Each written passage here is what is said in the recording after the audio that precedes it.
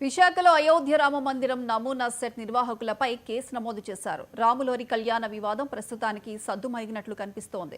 Visakha beach లో 2 నెలల క్రితం గరుడ అయోధ్య రామ మందిరం నమూనా సెట్ వేశారు. ఈ నెల 29న రాముల వారి కళ్యాణం నిర్వహిస్తున్నామని, భద్రాచలం దేవస్థానం వేద పండితులతో కళ్యాణం జరుపుతామని, అందుకు 2,999 రూపాయలు వసూలు చేస్తున్నట్లు ప్రచారం చేశారు. కళ్యాణోత్సవం పేరుతో దోపిడీకి ప్లాన్ చేశారు. దీంతో దేవాదాయ శాఖ రంగంలోకి దిగింది. నిర్వాహకుల పై కేసు నమోదు చేయాలంటూ పోలీసులకు ఫిర్యాదు చేసింది. నిర్వాహకులు పోలీసులు కేసు నమోదు చేశారు.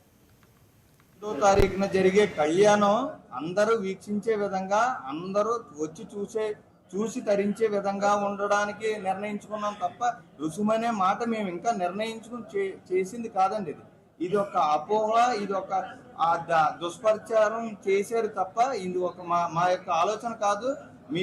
మీరు నా యొక్క ఆలోచన అయ్యేటట్టు ఉంటే నేను 200 రూపాయలు ఎంట్రీ టికెట్ ముందే రుసుము తీసుకుని ఉందును, డబ్బుల పరంగా అయితేనే.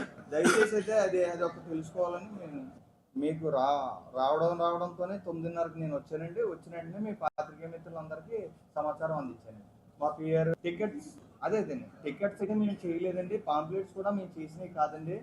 ఎవరో అక్కేపాలెం రామకృష్ణ అనే వ్యక్తి ప్లస్ డిజైనర్ ద్వారా సుబ్బయ్య అనే వ్యక్తి పాత్రికేయ మిత్రుడు అని చెప్పి మా డిజైనర్తో ద్వారా అది కంప్లీట్గా సిఏ గారికి సబ్మిట్ చేసామని మేము వాళ్ళ దగ్గర నుంచి వాళ్ళకి కొంత అమౌంట్ ఇచ్చి వాళ్ళ విచారణలో, పోలీసు గారి విచారణలో తెలుస్తుందండి.